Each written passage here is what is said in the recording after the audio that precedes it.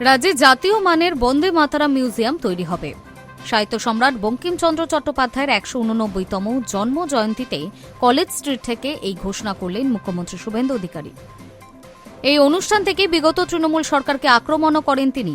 বলেন, বিগত সরকার ছিল তোষণের সরকার, রাজ্যে বর্তমানে রাষ্ট্রবাদী সরকার প্রতিষ্ঠিত হয়েছে, এবার সব কাজ হবে। তথ্য ও সংস্কৃতি দপ্তর এবং কলকাতা পুরসভার যৌথ উদ্যোগে কলেজ স্ট্রিটে সাহিত্য সম্রাট বঙ্কিমচন্দ্র চট্টোপাধ্যায়ের বাসভবনে তাঁর ১৮৯তম জন্মজয়ন্তী পালন করা হয়। এই অনুষ্ঠানে উপস্থিত ছিলেন মুখ্যমন্ত্রী শুভেন্দু অধিকারী।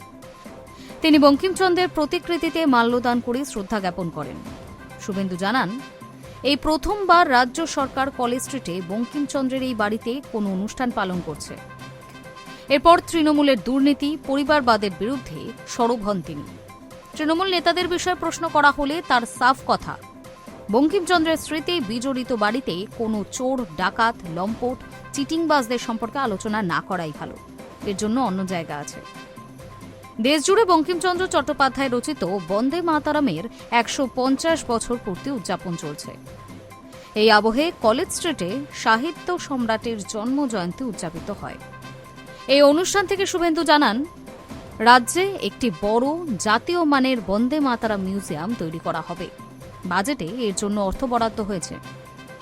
উল্লেখ্য, গত বছর শুভেন্দু অধিকারীকে কলেজ স্ট্রিটে বঙ্কিমচন্দ্রের এই বাড়িতে ঢুকতে দেওয়া হয়নি, যদিও সেই সময় বাড়ির বাইরেই তিনি বঙ্কিমচন্দ্র চট্টোপাধ্যায়ের প্রতিকৃতিতে শ্রদ্ধা জানিয়েছিলেন। এই বিষয়ে শুভেন্দু বলেন, বন্দে মাতরমের ১৫০ বছরে এখানকার রাস্তা খুঁড়ে দিয়েছিল।